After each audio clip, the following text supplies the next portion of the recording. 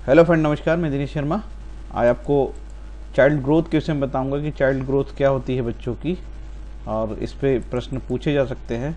अभी बहुत अच्छे अच्छे प्रश्न पूछा है और कुछ प्रश्न जो है जटिल प्रवृत्ति के थे, खासकर योजना आयोग से रिलेटेड प्रश्न पूछा है।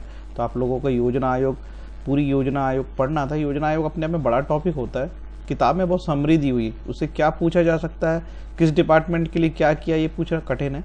फिर भी आप पढ़ोगे तो कवर होता है। चाइल्ड ग्रोथ एंड डेवलपमेंट, इस विषय में देखते हैं। ग्रोथ एंड डेवलपमेंट जो बच्चे का ये जो ग्रोथ है ये पूरा टेक्निकल है।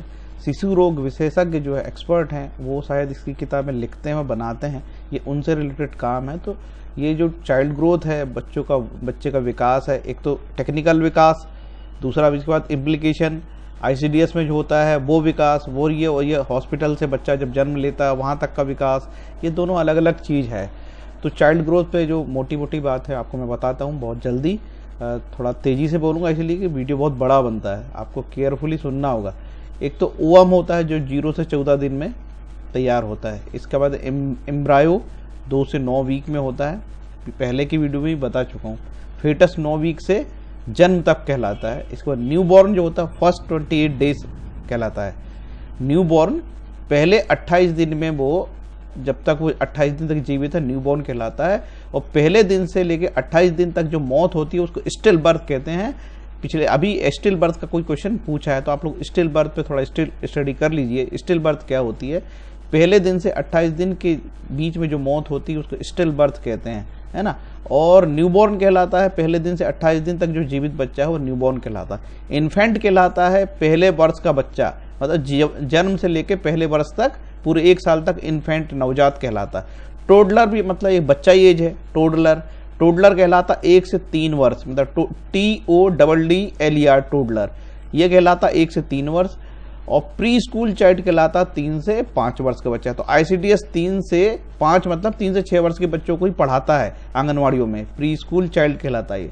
स्कूल चाइल्ड कहलाता 5 से 9 वर्ष।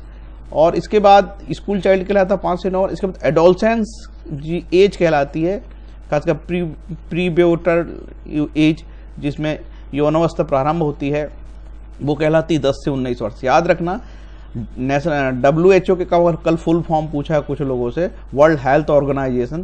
तो WHO एडोलसेंस की जो यौन प्रारंभ की अवस्था मानता है 10 से 19, और महिला बाल विकास जो है उसको 11 से 18 मानता है। तो WHO जो है एडोलसेंस की एज मानता है 10 से 19, महिला बाल विकास मानता है 11 से 18। ये आपको फैक्ट रटना होगा, ठीक है। ये पहले वीडियो में भी आपको बता चुका हूँ, आपको फिर से स्टडी कर लेना चाहिए कि प्री मेच्योर इन्फेंट क्या कहलाता है, जो 28 से 37 वीक में होता है।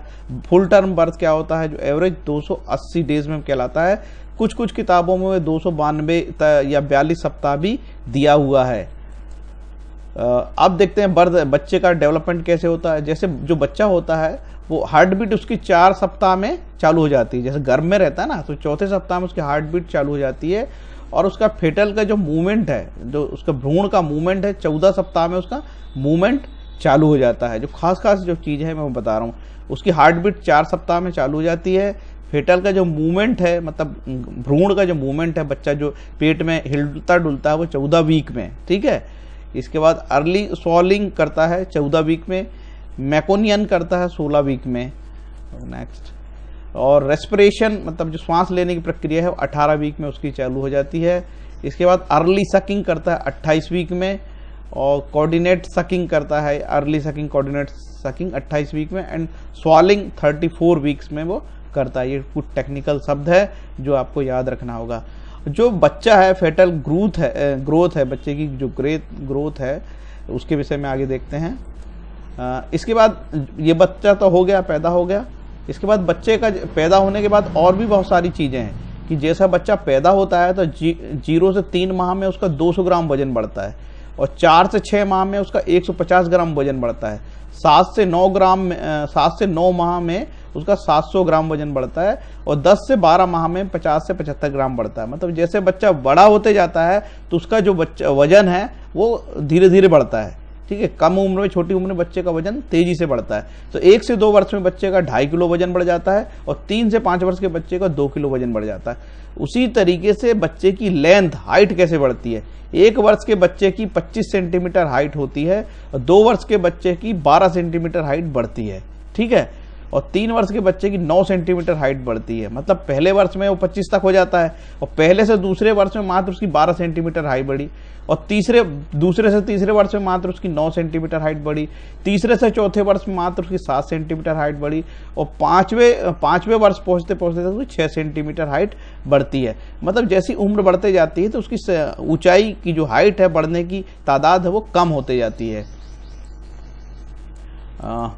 इसके बाद जो बच्चे का वेट है, बच्चे का वेट बर्थ वेट से डबल हो जाता है 5 माह में। जो बच्चा 5 माह का, जैसे बच्चा जन्म के साथ कितना पैदा होता है, 2 किलो 5, आइडल माना जाता है 2 किलो 500 ग्राम का बच्चा होना चाहिए, लेकिन वो 3 किलो 200 ग्राम तक का भी हो सकता है, ठीक है। लेकिन एक आइडल माना जाता है कम से कम 2 किलो 500 ग्राम का बच्चा होना चाहिए और वो 5 माह बाद जस्ट डबल हो जाता है। मतलब 5 माह बाद यदि कोई बच्चा 2 किलो 500 ग्राम का होगा तो 5 माह बाद वो डबल 5 किलो का हो जाएगा और ट्रिपल हो जाएगा 1 वर्ष में हो जाएगा, ठीक है। और क्वाड्रपल्स हो जाएगा वो 2 वर्ष में हो जाएगा।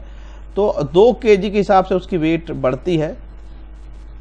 There after 2 kg is added on every year till 6 year तक। मतलब 2 किलो के हिसाब से उसका वर्ष 6 वर्ष तक बढ़ता रहता है, ठीक है। इसके बाद फिर 3 किलो के हिसाब से वो प्रत्येक वर्ष में बढ़ता है, वैसा उसकी यौनावस्था तक बढ़ता है, ठीक है। तो ये याद रखना होगा कि बच्चे का जन्म के समय का बर्थ 2 किलो 500 ग्राम है, 5 माह में वो डबल हो जाता है और 1 वर्ष में वो ट्रिपल हो जाता है। मतलब 1 वर्ष में मान के चलो वो 7.5 किलो का हो जाता है यदि उसका बच्चे का वजन 2 किलो 500 ग्राम है और 3 किलो का है तो निश्चित रूप से और भी ज़्यादा बढ़ जाएगा। तो ये कुछ फैक्ट है जो आपको इंपॉर्टेंट आ सकते हैं। जैसे ही बच्चा जन्म लेता है तो उसका 50 सेंटीमीटर का वजन तो होता ही है। The birth length is 50 centimetre, ठीक है। It become 66 centimetre bye 6 month. जैसे बच्चा जन्म लेता है तो उसका 50 सेंटीमीटर की हाइट होती है और 6 महीने के होते तक उसकी 66 सेंटीमीटर 66 सेंटीमीटर की हाइट बढ़ जाती है और 1 साल का जो बच्चा होता है वो 75 सेंटीमीटर का हो जाता है, ठीक है। और 2 साल होते तक उसकी 87 सेंटीमीटर की हाइट हो जाती है, ठीक है। ये आपको कुछ फैक्ट है जो याद रखना होगा। इसका हेड सरकमफ्रेंसेस, जो बच्चे की हेड की गोलाई होती है, वो भी जैसे ही बच्चा जन्म लेता है तो उसका हेड सरकमफ्रेंसेस 35 सेंटीमीटर होता है। मतलब उसके जो हेड की घेरा होता है, सिर का घेरा होता है, वो 35 सेंटीमीटर होता है और धीरे धीरे आगे बढ़ता है। अब देखते हैं बच्चे की, जो बच्चा जन्म लेता है तो बच्चे में उसकी हेयरिंग कैपेसिटी होती है कि नहीं, सुनने की ताकत होती कि नहीं। अब मैं आपको यह बताना चाहता हूं कि जो बच्चा स्लाइट मतलब 16 से 25 dB तक सुनता है तो वो कहलाता है कि स्लाइट है, मतलब मध्यम कहलाता है, ठीक है। और कोई व्यक्ति ये 16 से 40 dB सुनता है तो माइल्ड कहलाता है और मॉडरेट कहलाता है 41 से 65 dB। और सीवियर जो आदमी आप बहरा ही उसको सुनाई नहीं आता है तो वो कहलाएगा 66 से 95 डेसिबल का। प्रोफाउंड लॉस मतलब कोई बच्चा सुन ही ना पाए वो तब कहलाएगा कि कोई बच्चा सुन ही नहीं पाए, उसके पास 96 dB डेसिबल की आवाज पैदा करें किसी बच्चे के सामने और वो सुना ही ना आए। 96 डेसिबल तो फाइटर जेट की होती है, 96-97 जो डेसिबल होते फाइटर जेट की आवाज होती है 96 डेसिबल की। इसका मतलब है कि कोई बच्चा यदि वो 96 dB से की आवाज भी नहीं सुन पाता तो मात्र उसकी सुनने की क्षमता लगभग खत्म हो गई है, ऐसा माना जा सकता है। एक सामान्य जो बच्चा है स्लाइट होता है वो 16 से 25 dB में सुन लेता है। जो टीथ डेवलपमेंट के बारे में देखते हैं, जो बच्चा द टेम्पररी डेसिडियस और मिल्क सेट हैज 20 टीथ। जैसे बच्चा पैदा होता है, जब बच्चे के दूध आते हैं तो 20 दांतों का सेट पैदा होता है। बच्चा जन्म के साथ दांत तो नहीं होते, बच्चे के दांत डेवलप होते हैं तो 20 सेट डेवलप होते हैं। उसमें 8 इंसीजर होते हैं, 4 कैनाइन होते हैं और 4 होते हैं मोलर्स होते हैं, ठीक है। 8 4 12 और 8 मोलर्स होते हैं, ठीक है। तो 8 इंसीजर, 4 कैनाइन और 8 उसके मोलर्स होते हैं। ऐसे 20 दांत उसके होते हैं जन्म के समय। आगे फिर और दूसरे जो दांत होते हैं उसके वो डेवलप होते हैं। ग्रोथ चार्ट, महिला बाल विकास का जो ग्रोथ चार्ट होता है उसमें बच्चों की ग्रोथ निकालने के लिए होता है, वो उन्होंने बनाया था डेविड मॉर्ले। ये नाम आप जरूर याद रखना कि डेविड मॉर्ले ने जो है ग्रोथ चार्ट डेवलप किया था। तो डेविड मॉर्ले, DAVID MORLEY, आप नेट पे देख लो इसके बारे में। और डेविड मॉर्ले क्या है, कैसे बनाया, कब बनाया, आपको तो मैं हिंट दे रहा हूं, आगे आपकी जितनी क्षमता है आप उसमें पढ़ सकते हैं। इसके बाद जीन पियाजे का भी एक क्वेश्चन आया था। जीन पियाजे स्विट्जरलैंड का मनोवैज्ञानिक था। इन्होंने बच्चों के संज्ञानात्मक मतलब बौद्धिक विकास के लिए बहुत काम किया है। इन्होंने क्या काम किया है, उन्होंने बच्चे के विकास की 4 थ्योरी दी है। अकॉर्डिंग टू द पियाजे the theory of the intellectual development, मतलब बच्चे की IQ निकालने में बड़ा काम आता है। Intellectual development cognitive functions are categorized बार 4 स्टेज, 4 श्रेणियों में बांटा है पियाजेट ने। एक तो सेंसिरोमीटर स्टेज जो 0 से 2 वर्ष की होती है, प्रीपोर्शनल स्टेज जो 2 से 7 वर्ष की होती है, और कॉन्क्रीट ऑपरेशनल स्टेज 7 से 11 वर्ष की होती है, और इसके बाद एक फॉर्मल ऑपरेशनल स्टेज होती है जो 11 वर्ष से अधिक की होती है। ठीक है, तो पियाजेट ने 4 प्रकार से ऐसे कॉग्निटिव डेवलपमेंट को 4 भागों में बांटा। हिंदी की किताबों में भी बड़ी आसानी से ये टॉपिक उपलब्ध है। ठीक है, तो जीन पियाजे को संज्ञानात्मक विकास का जनक माना जाता है, कॉग्निटिव डेवलपमेंट का जनक माना जाता है। जो स्विट्जरलैंड का रहने वाला था जीन पियाजे, शिक्षा मनोवैज्ञानिक था। ओके, तो ये पियाजेट थ्योरी के विषय में क्वेश्चन पूछा है, और लास्ट जो परीक्षा 2014 में हुई थी तो भी पियाजेट थ्योरी के बारे में पूछा था। इसलिए मैंने पहले वीडियो में बताया था कि शिक्षा मनोविज्ञान की किताब होती है जो D.Ed B.Ed वाले पढ़ते थे, वो आप लोगों को जरूर पढ़ना चाहिए था। उम्मीद है पढ़ा होगा आपने। इसके बाद बच्चे का डेवलपमेंट होता है, खासकर मोटर डेवलपमेंट होता है, गत्यात्मक विकास होता है, शारीरिक विकास होता है, भाषात्मक विकास होता है, मनोवैज्ञानिक और सामाजिक विकास होता है, वो आप लोगों ने निश्चित रूप से पढ़ा होगा। लैंग्वेज डेवलपमेंट होती है। ठीक है, तो ये ICDS में यही सारे काम तो होते हैं। अब यदि कोई व्यक्ति बोल नहीं पाता है तो उसकी लैंग्वेज की प्रॉब्लम होती है, उसको डिसलेक्सिया बोलते हैं। ठीक है, यदि कोई व्यक्ति उसको रीडिंग डिसेबिलिटी होती है या लर्निंग डिसेबिलिटी होती है, उसको डिसलेक्सिया बोलते हैं। ठीक है, a general term for disorder that involve difficulty in learning to read और interpret words, letters and other symbols but that do not affect general intelligence.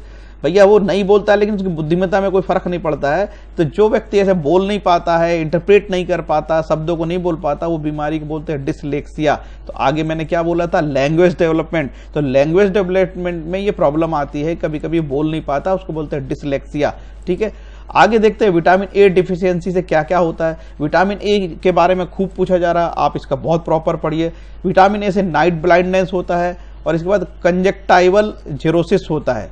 ठीक है, कंजक्टाइवल जेरोसिस एक बीमारी होती है, वो होता है। इसका बिटॉट स्पॉट होता है, जो पिछले एग्जाम भी पूछा था, Bitot spot vitamin A deficiency से होता है। कॉर्नियल जेरोसिस होता है, कॉर्नियल जेरोसिस होता है। ठीक है, इसके बाद केरेटोमलेशिया होता है। ये 4 जो बीमारियां हैं विटामिन ए की कमी से होती है। तो इसको और मैं थोड़ा टेक्निकल बता देता हूं। जो विटामिन ए की डिफिशियंसी है, जैसे एम्ब्लोपिया होता है, एक एम्ब्रोसिस होता है। इसके बाद डिप्लोफिया होता है। डिप्लोफिया इज डबल विजन, इसमें डबल दिखता है। और एम्ब्लोपिया, एम्ब्रोसिस, ये बीमारी भी विटामिन ए की डिफिशियंसी से होती है। तो ये 4 टर्म आपको याद रखना होगा, फिर से बोल देता हूं। एम्ब्लोपिया, दूसरा है एमोरोसिस, तीसरा है डिलोपिया, इसमें डबल दिखता है। ठीक है, ये भी विटामिन ए से होता है, आपको ध्यान रखना होगा। इसके बाद विटामिन ए का हो चुका। आपको इंटेलिजेंस के बारे में बता देता हूं। जो इंटेलिजेंस कोसेंट है, IQ कैसे निकालते हैं। IQ के लिए फार्मूला है मेंटल एज, इसके बटे में है क्रोनोलॉजिकल एज गुणित 100। तो ये बच्चे की एज निकालने का इंटेलिजेंस IQ निकालने का फार्मूला है मेंटल एज बटा क्रोनोलॉजिकल एज गुणित 100। Intelligent test can be done in children about 3 years of age. 3 वर्ष से अधिक बच्चे का ही IQ हम निकाल सकते हैं। IQ about 90 is generally considered normal.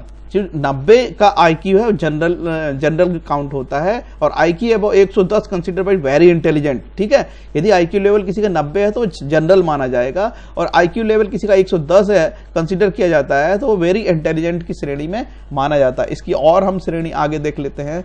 यदि किसी व्यक्ति का IQ लेवल यदि 20 से कम है तो वो प्रोफाउंड रिटार्डेशन होता है, मेंटल रिटार्डेशन कहलाएगा। ठीक है, यदि किसी का 20 से 35 है तो सीवियर रिटार्डेशन कहलाएगा, किसी का 35 से 50 है तो मॉडरेट रिटार्डेशन कहलाएगा, किसी का 50 से 70 है तो माइल्ड रिटार्डेशन कहलाएगा, किसी का 70 से 80 है तो बॉर्डर लाइन रिटार्डेशन कहलाएगा, और 80 से 90 एवरेज इंटेलिजेंस कहलाते हैं। ठीक है, 80 से 90 एवरेज इंटेलिजेंस, 90 से 110 नॉर्मल इंटेलिजेंस, 110 से 120 वेरी इंटेलिजेंट, 120 से 130 सुपीरियर इंटेलिजेंस, और 130 से अधिक होगा तो वो जीनियस क्वालिटी का कहलाएगा, जीनियस कहलाएगा।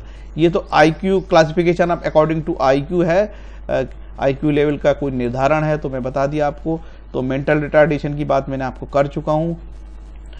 नेक्स्ट है फेलियर टू थ्राइव। एक न्यूट्रिशन में एक टर्म होता है, बच्चों का न्यूट्रिशन जब पढ़ाते हैं हम लोग, जब पढ़ते हैं तो फेलियर टू थ्राइव, कोई बच्चे का वजन प्रॉपर नहीं बढ़ता तो अब उनकी टेक्निकल भाषा है कि इतना परसेंटाइल नहीं बढ़ता, उतनी परसेंटाइल नहीं बढ़ता, लेकिन ये फेलियर टू थ्राइव मतलब बच्चे को वजन की असफलता मिलती है, वजन ही नहीं बढ़ता, तो उसको बोलते फेलियर टू थ्राइव। तो इस तरीके से ये आज का टॉपिक मैंने कवर किया। मुझे पता लगा कि बच्चों की अवस्थाओं के बारे में पूछा जा रहा है, जैसे गर्भावस्था होती है, शैशवावस्था जन्म से 2 वर्ष होती है, स्कूल पूर्व 2 से 6 वर्ष की होती है, बाल्यावस्था 6 से 12 होती है, किशोरी अवस्था 12 से 18 होती है, विकास के आयाम, शारीरिक आयाम, गत्यात्मक, सामाजिक, भावनात्मक, भाषा विकास, संज्ञानात्मक विकास। तो ये संज्ञानात्मक विकास और मोटर डेवलपमेंट के बारे में आपको बहुत अच्छे से पढ़ना होगा। ठीक है, तो इस तरीके से ये आज का टॉपिक आपको मैंने बताया। मेरा मेल है ranjita.dinesh.sharma@gmail.com, और फेसबुक में भी मैं फेसबुक में भी मेरा जो है वो ID वो बता दूंगा आपको। और तो ये मेरा आपको वीडियो कैसा लगा, यदि वीडियो आपको अच्छा लगा हो तो लाइक करें, इसमें मेरे उसको सब्सक्राइब करें, और कुछ कमेंट लिखें। यदि 31 तारीख तक अभी समय है, हो सकता है कोई अच्छा वीडियो बन जाए और आपका उपयोग में आ जाए। Thank you. बहुत टेक्निकल मैटर था, मैंने अपनी बुद्धि से आपको समझ के बताया हूँ, मैं कोई डॉक्टर नहीं हूँ। यदि कोई मेरे से त्रुटि हुई तो क्षमा करें।